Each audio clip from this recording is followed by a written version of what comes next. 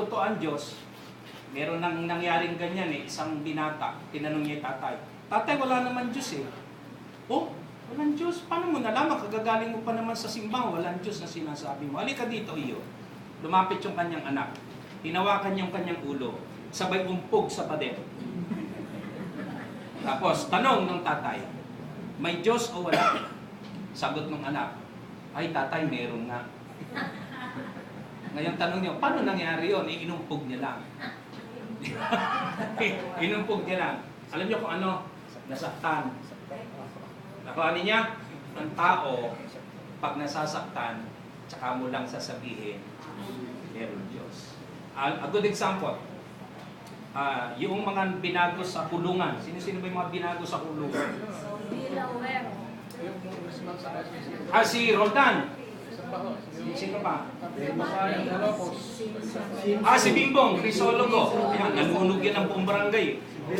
Si Belica. Minsan, ibitahin ko dito si Pastor Butch. Kilala ba niyan si Pastor Butch? Belica? Imbitahan ko one time. Marami. Yung mga artista. Minsan, imbitahan ko sa contemporary si Juan, si Tonet Macho. Kilala ba niyo si Tonet Macho? Kilalang-kilala ninyo yan. Lalaki na ngayon, lalaki na. Kung lalaki na kapatid. Lalaki, sa school bukol. So, mapapansin ninyo, bakit nangyayari? Because, ang tao ho, limitado. At kailangan na yung kanyang pagiging limitado, hanapin po niya yung katugunan sa kanyang pagiging limitado. At kailangan hanapin po niya ang Diyos. Now, pag hinahanap mo ang Diyos naman hindi malayo. Malapit.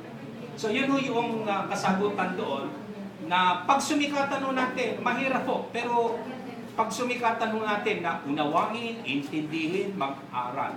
Kung kailan, hanggang buhay ho tayo, hanggang humihinga tayo dito sa mundong ibabaw, gawin po natin yun. I hope medyo nakatulong yon. Kung medyo malabo pa, manalangin po tayo na maunawaan pa nating mabuti. Ano po, sana ay magpatuloy kayo, huwag kayong manghimagod. Lalim yun, manghimagod sa inyong pananampalataya. Wala palang shortcut para magkilala mo ang Diyos. May tanong, meron daw bang shortcut? Wala po. Alam nyo, kung minsan yung shortcut hindi maganda. Tingnan nyo ha, ang Israel, nung tumawid doon sa Red Sea, ang katotohanan, pag dinire-diretso nila yan, papunta doon sa pangako, it will take them 20 years only. That's the shortcut. Pero ang Diyos, hindi po, ayaw niya ng shortcut. Pinadaan sila kung saan-saan. It took them how many years? 40 years. Nakita po ninyo yan. Si Paul, hindi naman shortcut ang kanyang conversion. Isipin nyo, hinayaan, di sana noon pa, babaguhin din lang pala niya si Pablo, ba't hindi pa niya binago right away? Ang dami niyang pinatay. Ang dami niya, mamamatay tao yung si Paul. In fact, isa siya sa mga pumatay kay Stephen. Si Paul. Lahat na makita niya na mga Kristiyano nung araw, pinapapatay niya eh. Pero bakit, kung dapat na mabago noon pa, dapat ginago noon. Pero hindi po eh. Dumaan pa sa mahabang mga pagkakataon bago dumating doon. Ngayon, tayong lahat mga kapatid, probably right now, hindi pa.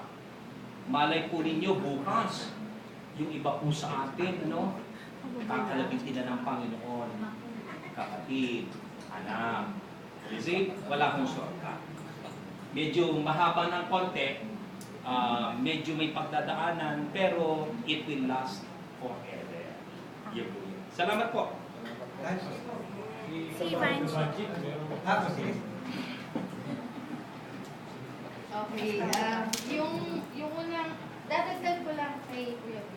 Maganda yung tanong mo yung bakit parang kailangan ni Lord na lagi tayo parang lagi niya i-reach out tayo. Kasi sabi nga ng Biblia, sapagkat gano'n na lamang ang pag-ibig ng Diyos sa sanlibutan. Tapos dun, bakit talinhaga yung ginagamit, Sabi po sa Matthew 13, verse 10, lumapit ang mga alagad at tinanong si Jesus, bakit po ninyo dinadaan sa talinhaga ang inyong pagtuturo sa kanila? Sumagot siya, ipinagkaloob sa inyo ang karapatang maunawaan ang hiwaga tungkol sa kaharian ng langit, ngunit hindi ito ipinagkaloob sa kanila. Sapagkat ang mayroon ay bibigyan pa at mananagana, ngunit ang wala, kahit ang kakaunti na nasa kanya ay kukunin pa.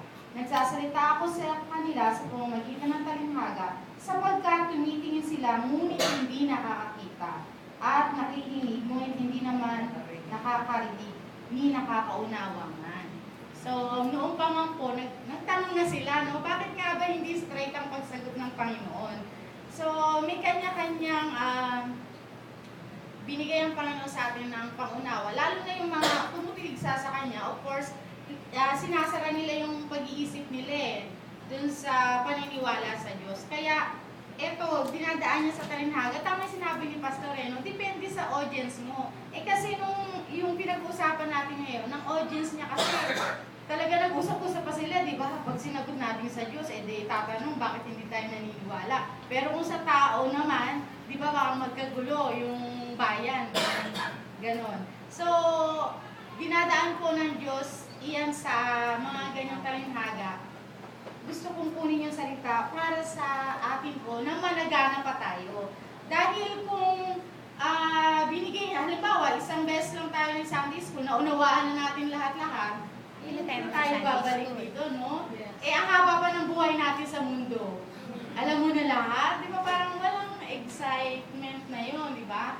Para din po sa school, di ba? Kung ang isang bata, alam na niya lahat, ka-level na niya yung teacher niya, hindi na yung papasok pa.